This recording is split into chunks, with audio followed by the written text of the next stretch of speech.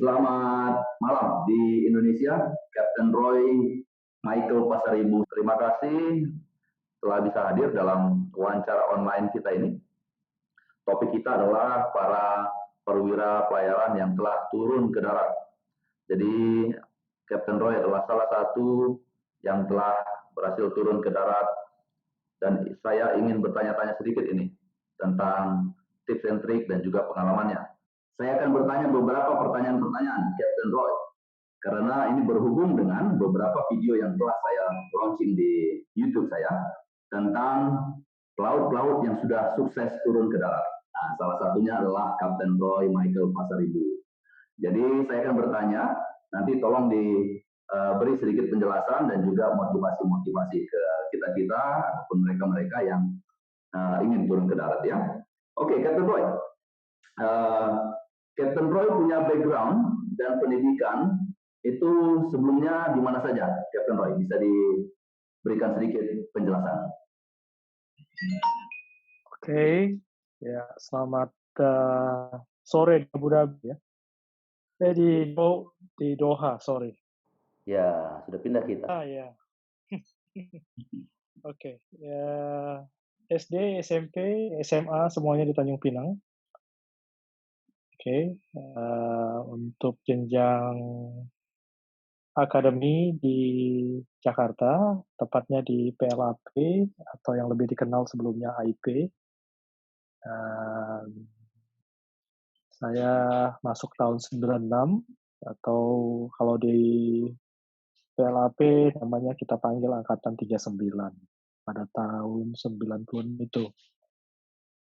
Di sana kuliah selama 4 tahun, dan lulus pada tahun 2000, termasuk wisudawan milenial ya, yang lulus tahun 2000. Oke, dan kemudian saya yakin Anda juga ataupun Captain Roy juga meningkatkan ke ANT 2 dan ANT 1 ya di Indonesia. ANT 1 ya. Ya, ANT 2 dan ANT 1-nya ya di Indonesia semuanya. Oke. Apakah ada sertifikasi lainnya mungkin yang Captain Roy ambil selama mungkin turun untuk kerja di darat misalnya? Sertifikasi sebelumnya saya punya internal ISEM dan ISPS auditor. Kemudian saya juga accredited ISO inspector untuk ISO 9001, 18.000 itu yang untuk OSHA ya, untuk occupational health ya. Kemudian DPA course ya, untuk menunjang namanya kemampuan dalam memanage atau sebagai DPA di perusahaan pelayaran. Kemudian saya juga salah satu accredited inspector sekarang untuk CMID dan Audit Inspector. Begitu juga saya adalah salah satu member untuk Society of Warranty Surveyor. Oke, jadi bisa saya bilang lumayan banyak tambahan sertifikasi yang diambil setelah kerja di darat ya. Kalau boleh tahu, Captain Roy, itu tahun berapa ya turun ke darat full time? Oke, saya full time tahun 2007 ya. 2007 kebetulan saya mendapat kesempatan ya untuk kembali lagi ke perusahaan setelah selesai jalani pendidikan ANT 1. Kemudian company memberikan kesempatan untuk bekerja di office. Daripada bayar, diberi kesempatan untuk langsung berkecimpung di memanage kapal yang ada. Oke. Dan saya tidak menyanyiakan kesempatan itu, dan ya sampai sekarang keterusan. Ya, bisa saya bilang Captain Roy Itu pertama kali turun ke darat, saya yakin kerja di Singapura ya, waktu itu ya. Berapa lama di kantoran di Singapura, Captain Roy? Sampai saat ini sebetulnya saya masih bekerja di Singapura. Ya, saya mulai karir saya di darat itu 2007 dan saya mendapat kesempatan dari perusahaan saya untuk berkarya di perusahaan tersebut setelah saya menyelesaikan jenjang ANT 1. Selama 4 tahun saya diberi kesempatan sebagai Marine Superintendent dan setelah 4 tahun saya kembali ke Indonesia untuk bergabung di Oil and Gas Company sebagai subcon ya di Balikpapan sebagai main spesialis di salah satu oil and gas company yang ada di Balikpapan. Oke, dan setelah ya tapi tidak lama ya karena mungkin apa namanya cara kerjanya tidak sama seperti kerja di luar, jadi akhirnya saya memutuskan kembali untuk ke Singapura. Oke, jadi sekarang di perusahaan apa nih, Captain Roy? Iya, sekarang saya bergerak di konsultan, ya, di mana kita samping konsultan kita juga bergerak di Marine Warranty Services. Oke, Captain Roy di Marine Warranty Surveyor di Singapura ya. Dan setahu saya Anda telah dipromosikan jadi Operation Manager ini. Ya, saya dipercaya juga tahun kemarin untuk memimpin atau sebagai salah satu operation manager ya untuk memimpin kantor di Jakarta ya, tapi saya tetap bolak-balik ke Jakarta, Singapura dan Oke. sementara Ya, jadi kawan-kawan profesional lainnya bisa kita lihat Captain Roy ini termasuk orang yang bisa multitasking ya. Dia begitu sibuknya menghandle kerjaan di Singapura dan juga di Jakarta, bolak-balik. Betul-betul sibuk ini. Pertanyaan saya, Captain Roy, bagaimana Anda menghandle begitu banyak pekerjaan? ala bisa nggak biasa kali ya. Ya, coba dikasih dulu tips and trick bagi mereka-mereka yang masih baru-baru ini. Mungkin ada tips and trick supaya bisa bertahan dengan begitu banyaknya kerjaan di darat. Lakukan pekerjaan itu dengan penuh dedikasi terus secara profesional, karena kalau kamu melakukan itu secara profesional kamu yakin bahwa kamu bisa melakukan semuanya itu. Jadi maksudnya seperti apa ya, kalau kita kerja setengah-setengah dan tidak ada passion ke situ ya akhirnya juga kita tidak bisa melakukan pekerjaan itu dengan sepenuh hati. Jadi kita harus harus harus lugas ya, harus Ya, dengan betul-betul meminati pekerjaan yang kita kerjain ya. pekerjaan. Ya. Oke, dan lokasi pekerjaan Captain Roy ini bisa saya bilang pindah-pindah ya. Bisa pindah dari ataupun misalnya tugas di Brunei, tugas di India, di Abu Dhabi, di mana saja lah ditempatkan ataupun ada pekerjaan. Jadi lumayan sibuk untuk terbang ke sana dan ke sini ya. Ya, apalagi di bidang marine warranty dan consultant ini ya kita lebih banyak traveling ya.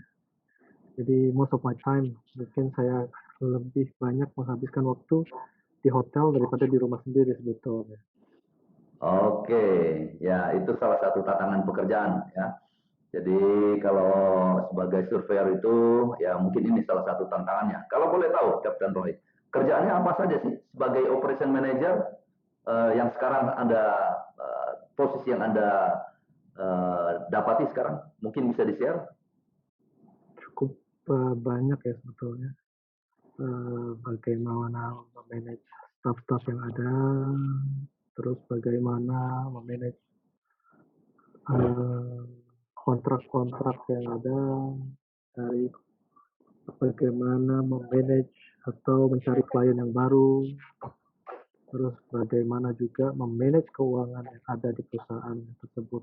Jadi di samping kerja rutin sebagai surveyor juga tas-tas yang baru ini juga challenging ya. Bagaimana meet target dari perusahaan juga. Oke, jadi lumayan banyak bisa dibilang ya. Kemudian Captain Roy, karena Anda bekerja di Singapura, saya yakin itu salary ataupun juga benefit didapat itu Singapura dolar ya? Ya, jadi di mana bumi dipijak di situ langit dijunjung ya. Jadi Oke. ya, benefitnya ya biasa ya, saya rasa sama aja, di Indonesia juga sama biasanya. Misalnya, Captain Roy, dibanding dengan ketika Anda berlayar, bagaimana kira-kira salary yang didapat ketika kerja di darat dengan ketika berlayar? Perbandingannya, samakah atau lebih rendah atau lebih besar atau bagaimana? Oke, itu semuanya indah pada waktunya ya.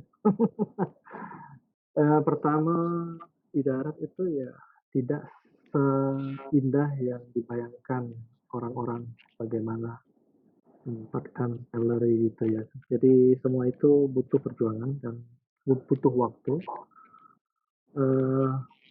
Waktu saya pertama kali di darat itu, gaji saya rasa bisa dibilang 40% berkurang dari apa yang didapat di kapal. Oke. Tapi kalau di kapal itu kan tergantung dengan berapa lama kita di atas kapal.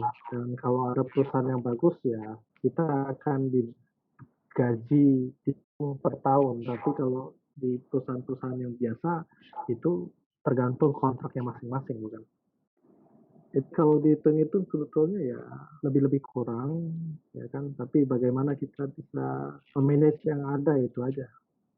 Oke, oke. Jadi setelah dengan berjalannya waktu, pasti juga salary increase ya.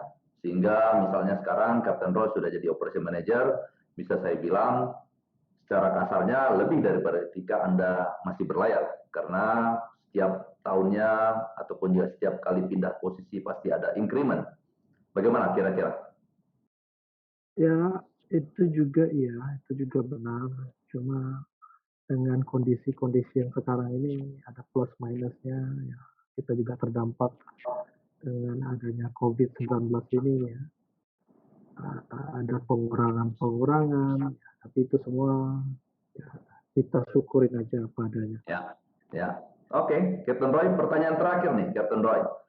Apa kira-kira tips yang bisa diberikan oleh Captain Roy untuk para perwira-perwira muda nih, yang ingin turun ke darat?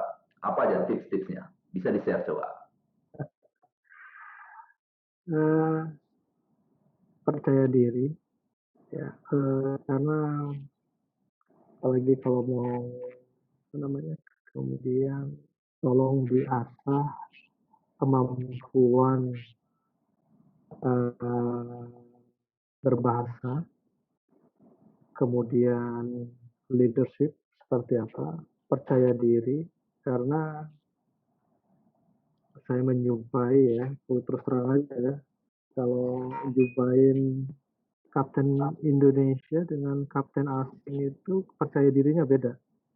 Kapten asing itu begitu terjun ke dunia ke shore base ya, mereka itu langsung percaya diri mereka itu besar dengan apa yang mereka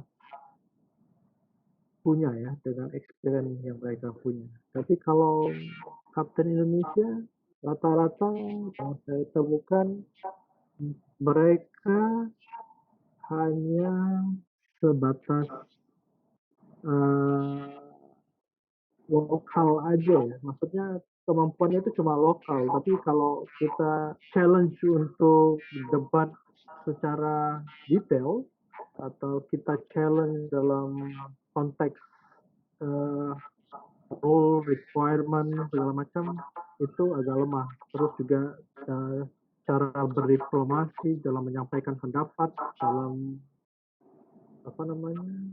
berkomunikasi ya, atau juga yang lebih lagi itu dalam membuat satu laporan itu sangat sulit.